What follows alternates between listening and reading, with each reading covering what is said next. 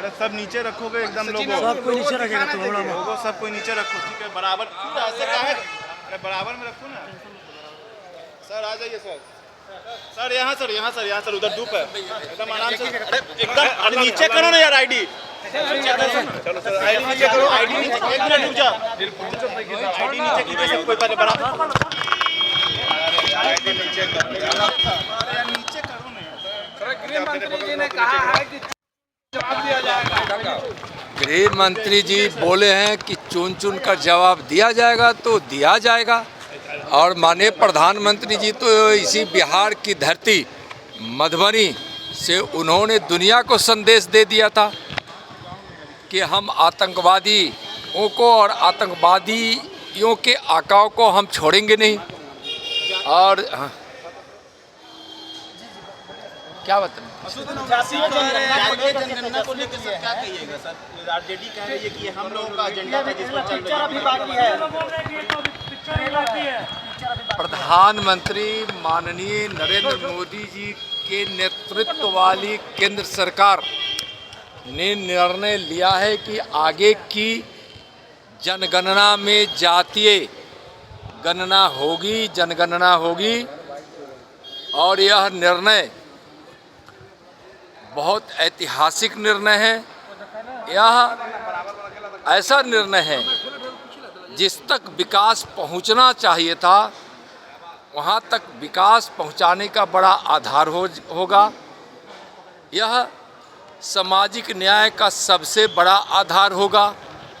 अब तक कांग्रेस हो या आरजेडी हो, जातीय जनगणना पर सिर्फ राजनीति करती रही है। मैं पूछना चाहता हूं कांग्रेस के लोगों से, लालू जी से, तेजस्वी जी से, कि आप बताएं कि जब आप कांग्रेस के साथ केंद्र में वर्षों वर्षों तक सत्ता में रहे तो फिर उस समय भी जातीय जनगणना नहीं हुई और लोगों को ठगने के लिए उन्होंने एक जातीय गणना की, जातियों की गणना की।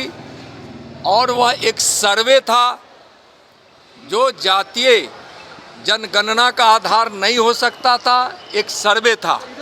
और वह सर्वे भी कांग्रेस और आरजेडी की सरकार प्रकाशित नहीं कर सकी। कभी भी कांग्रेस या आरजेडी हो, कम्युनिस्ट हो, उसकी मंशा या रही ही नहीं कि हम इस देश के गरीबों का कल्याण करें। विकास की धारा जिन तक पहुंचनी चाहिए था वहां तक नहीं पहुंचे। इस मंशा से हमेशा काम या इंडी गठबंधन के लोगों ने किया है। स्पष्ट रूप से लालू जी आप बताइए कि वर्षों वर्षों तक, तेजस्वी जी बताइए कि वर्षों वर्षों तक आप केंद्र में कांग्रेस के साथ थे तो उस समय आप क्या कर रहे थे? भ्रष्टाचार, घोटाला, उन्माद, अनाप शनाप। गरीबों से मतलब नहीं है। ये लोग यही चाहते थे कि देश के लोग अशिक्षित रहे, गरीब रहे और हम जो झूठ फैलाए, हम जो भ्रम फैलाए लोगों के बीच तक पहुँचे और हम परिवार के साथ सत्ता में बने रहे। परिवारवाद में ही लिपटकर एक के बाद एक हमारे परिवार के ही लोग सत्ता संभाले और भ्रष्टाचार करके इन लोगों ने अकूब धन कमाया है।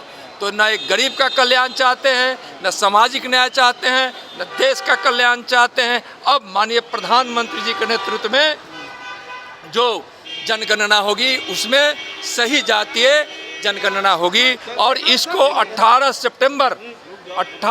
सितंबर 2024 को ही माननीय गृह मंत्री श्री अमित शाह जी ने कहा था कि जब सरकार केंद्र की जनगणना के संबंध में जब आगे घोषणा करेगी उस समय यह स्थिति स्पष्ट हो जाएगी। सर लालू यादव ने ट्वीट किया है कई ऐसे एजेंडे हैं जिस पर अभी केंद्र सरकार को एक आदमी बोले। लालू यादव का कहना है कि कई ऐसे एजेंडे हैं जिस पर केंद्र सरकार को अभी झुकना होगा, उनकी बात माननी होगी। ये भी कह रहे हैं कि संघियों से जातीय जनगणना करवा ही लिया। अरे भाई, जातीय जनगणना मैं तो कहा ना कि जातीय जनगणना उन लोगों की न नीति में थी और ना वो लोग चाहते ही थे।